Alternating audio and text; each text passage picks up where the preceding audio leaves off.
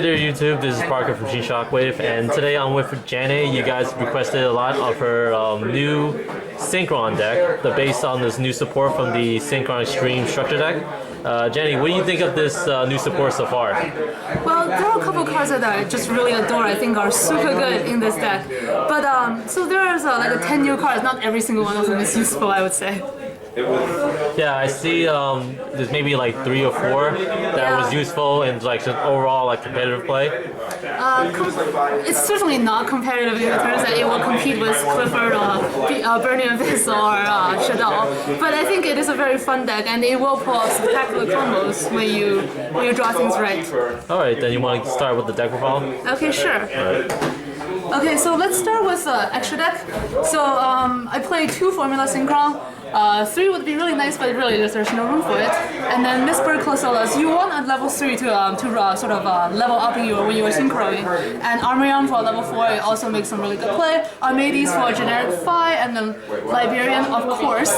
I play one of the new self-synchron, since it does synchron your opponent's turn, and it does change its own level, so you can go into many different things.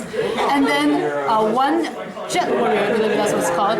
And so this is the level 5 that bounces a card, which is probably one of the best synchro monsters out of the new structure deck. Only one because room is so you just don't have room for everything you want in this extra deck. And then one Drill Warrior for the level 6 of a Quickdraw, and Black Rose generic 7, but also just for its amazing ability.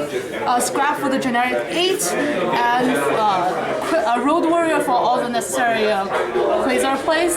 And then one Stardust Warrior. I actually haven't gone into it today, but I think it has some uses.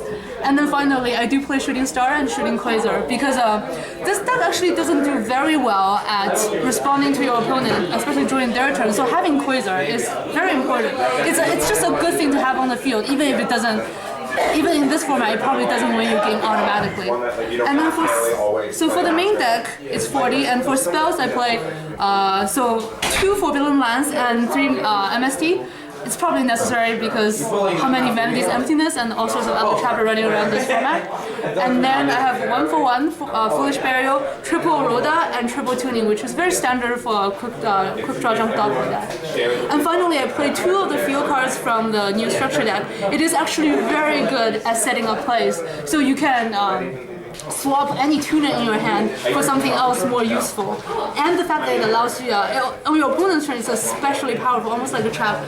So when you synchro your opponent's turn, you get to bounce a card back to the deck, so it solves a lot of the problems. And it is basically one of the only defensive plays in this deck, other than maybe Stardust Warrior in the place.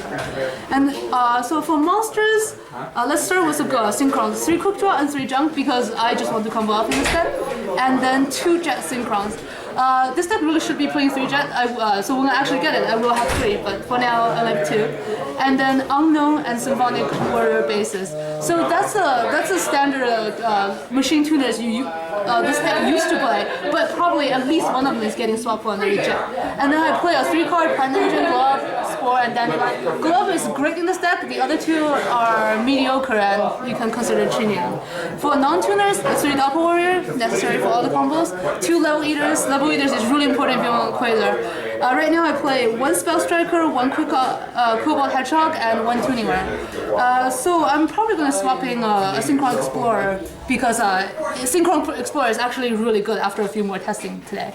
And finally, there's 2 Mathematicians to drop things in grave early, and 2 Boars, because that's about the only defensive place you have in the deck. So here's pretty much the deck list. So that's pretty much it for the deck profile. Which, in your honest opinions, do you think it's worth buying like maybe 2 or 3 structure decks once it comes out here in TCG, or you think that it's just best to buy just some of the cards singly?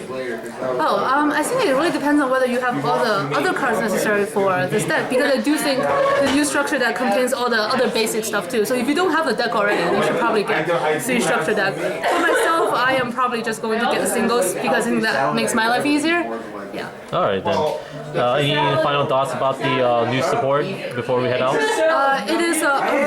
It makes this deck incredibly fun and even more combo intensive than before, but it still contains all the inherent weakness of this deck, which is that it is very vulnerable to trap, and that if you get a brick hand, you get a brick hand. So. All right then. All right, thank you, Jenny, for the deck profile. This is Parker from TeamShockWaves signing out.